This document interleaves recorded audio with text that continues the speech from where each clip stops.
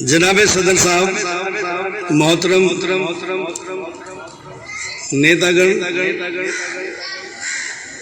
प्यारे बच्चे और हाजरीन जलसा दोस्तों,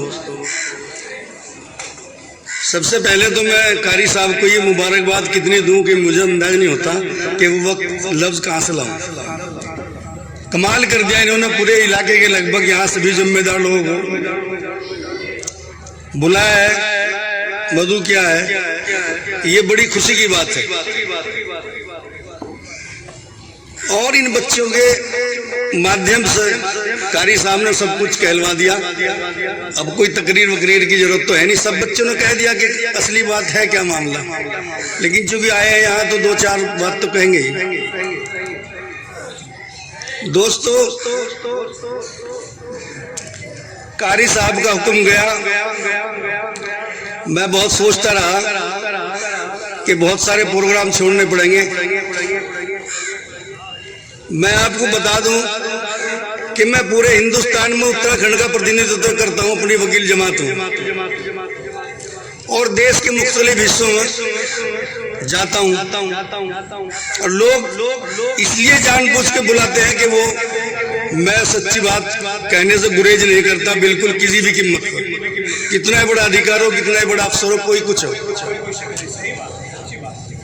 अब चंडीगढ़ में हमारा एक सम्मेलन हो रहा है, अभी 1 और 2 तारीख को पूरे दुनिया के वकील वहां इकट्ठा हैं। तो वहां मेरे से गुजारिश भी की बुलाने वाले ने कि भाई हिंदुस्तान के बारे में कुछ नहीं कहना, लेकिन मैं उन्हें बेबाक कह दिया कि जो यहाँ गुजर रहा है वो तो कहना ही पड़ेगा। ये पूरी दुनिया के लोग आ रहे हैं आज यहाँ, और ये हालात इन फासिस्टवादी ताकतों ने, तानाशाहों ने पैदा किए हैं। राजनीति एक प्रवृत्ति होती है कि आदमी भिखारी बनकर तानाशाह बन जाता है, घर घर जाएगा, आपसे भीख मांगेगा वोट के लिए, और फिर वो डिक्टेटर बन जाएगा। और डिक्टेटर की क्वालिटी होती है कि उसे हर एक अच्छा काम भी बुरा लगता है। अब मुसलमानों के साथ चूंकि जाती हुई, आपके सामने बाबरी मस्जिद का मैटर आया, किसी ने उफनी की, क्यों नहीं उफकी कि देश का कानून है, उसे सबको सलाम करना है, देश के कानून को जो भी हुआ खामोश रहे। जबकि जो पत्रावली बस साक्षी उसके खिलाफ है बिल्कुल। लेकिन फिर भी आप सभी जानते हैं कि भाई अगर किसी का कब्जा है तो कब्जा ही सच्चा रहो, कब्जा सैकड़ों साल से, लेकिन फिर भी हमने उसका एहतराम किया, उस कानून का एहतराम किया, और कोई उफ तक नहीं की। उसके बाद इन्होंने मॉब लिंचिंग की कि कोई मुसलमान मिला, बस उसका कत्ल कर दिया, गाय ले जा रहा था, चाहे अपने काम के लिए ले जा रहा था। उससे भी जब काम नहीं चला, उसके बाद फिर क्या, उनके फ्रिज देखे गए कि भाई फ्रिज में तो नहीं गोश्त रखा कहीं। तो इन लोगों ने क्या गुंडागर्दी करी कि सिर्फ इस कौम को डिमोरलाइज करने के लिए, हौसला पस्त करने के लिए कि हम कुछ करते रहे, बोल ना पाऊं। मैं तो लगातार कहता रहा, जहां भी जाता हूं कहता हूं कि भाई जब बकरे को जिबा करते हैं वो भी आवाज करता, हाथ पैर रहता, आप क्यों बैठे खामोश। और हुआ क्यों ये, जब 47 में आजादी हुई तो जो मुसलमान की लीडरशिप थी वो पाकिस्तान चली गई तमाम। और जिन लोगों को मोहब्बत यहाँ थी वो हिंदुस्तान को नहीं छोड़ना चाहते थे, जो उस वक्त आंदोलन कर रहे थे आजादी के लिए, वो मोस्टली कांग्रेस के लोग थे। उन्होंने कहा कि भाई आपको जाने की जरूरत नहीं, हम जिम्मेदार, हिफाजत हम करेंगे आपकी। ये वादे किए गए, इसका हिंदुस्तान का इतिहास भरा पड़ा इससे। लेकिन जो आदमी अंधा होता है उसे कौन पढ़ा। बार बार जब भी होता तो सबूत मांगा जाता है हमारी हमदर्दी का, हमारी कि हम इस मुल्क से मोहब्बत रखते हैं, नहीं करते, कभी भी कुछ हो। अब ये जो देख रहे हैं आप, ये प्रोग्राम इस तरह के हो रहे हैं, ये नुमाइश है एक तरह की उसकी कि भाई हम भी कहते हैं कि मुख्य धारा, मुख्य धारा क्या, मुख्य धारा तो इसी बता रहे, मुख्य धारा आदमी के, उसका ईमान, उसकी वतन की मोहब्बत, उसकी तरक्की के लिए काम करना। लेकिन वो नहीं चाहते, इन्हें एक थोड़ा सा मौका मिल जाए कि भाई ये गड़बड़ है तो उसे उठा देते हैं। एक दिन बदन कौशिक जी यहाँ उसमें थे, दावत में हरिद्वार में मुसलमानों की दावत थी जमालपुर में, तो मैंने उनसे कहा, मैंने कहा भैया ये हमारी औरतें फिर रही है, किसी के पास बुर्का है ना दुपट्टा है, अब भी मुख्य धारा नहीं मानते आप, और इन्हें कहाँ ले जाना चाहते हैं आप। अब तो ये मुख्य धारा से भी आपसे भी आगे निकल गई।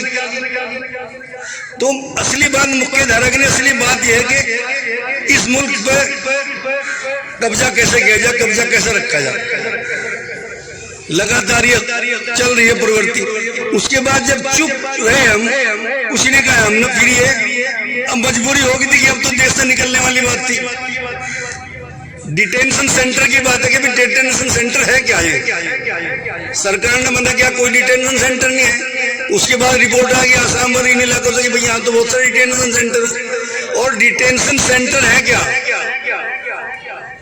हिटलर ने 50 लाख यहूदी डिटेंशन सेंटर में रखे थे। उन्होंने जहरीली गैस छोड़ के मार दिया था। उसी में 50 लाख यहूदी मारे गए थे डिटेंशन सेंटर में बंद कर।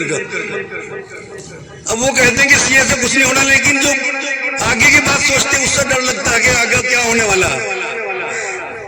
सीए जो है, इसका मतलब मैं बता दूं आपको, सिटीजन अमेंडमेंट एक्ट, यानी एक नागरिकता कानून देश में पहले से ही है, संविधान में है दिया हुआ कि इस देश का नागरिक कौन होगा। और बाहर से जो लोग आएंगे, चाहे वो हिंदू, मुसलमान, सिख, ईसाई कोई हो, उनको नागरिकता कैसे दी जाएगी, इसके लिए कानून पहले से ही है। और बहुत लोगों को हम नागरिकता दे भी चुके। वो तस्लीमा नसरीन एक बांग्लादेश की राइटर थी, उसे भी हमने नागरिकता दी।